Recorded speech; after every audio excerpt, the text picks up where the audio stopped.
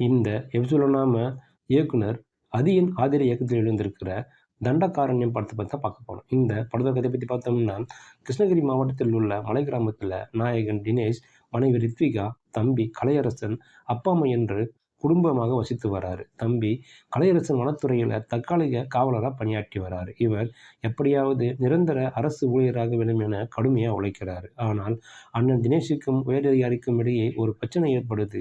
இந்த பிரச்சனையால் கலையரசன் தற்காலிக வேலையை இழக்கிறார். எப்படியாவது கலையரசனுக்கு அரசு வேலை வேண்டும் என்பதற்காக நிலத்தை விற்று மத்திய அரசு மறைமுகமாக நடத்தி வரும் சிறப்பு பாதுகாப்பு பிரிவில் சேர்க்கிறாரு. அங்கு கலையரசனுக்கு பல பிரச்சனைகள் வருது. இறுதியில் கலையரசனுக்கு வந்த பிரச்சனைகள் என்ன, அரசு வேலை கிடைத்ததா, குடும்ப ஆசையின் கலையரசன் நிறைவேற்றினாரா, இதான் அந்த படத்தின் மீதி கதை.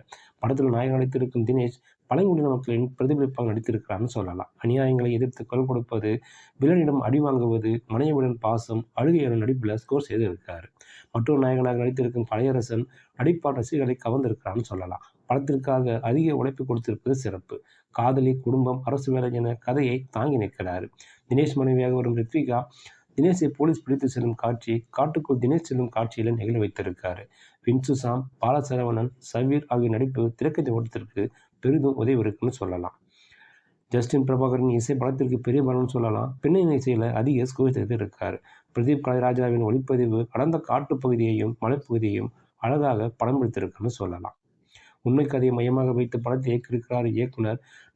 நக்சலைட் என்பவர் யாரும் இல்லை, அரசாங்கத்தால் உருவாக்கப்படுகிறார்கள் என்று சொல்லி இருக்கிறார் இயக்குனர். முதல் பாதி திரைக்கதை பார்க்கும்போது டானாக்காரன், விடுதலை படங்கள் ஞாபகம் வருது.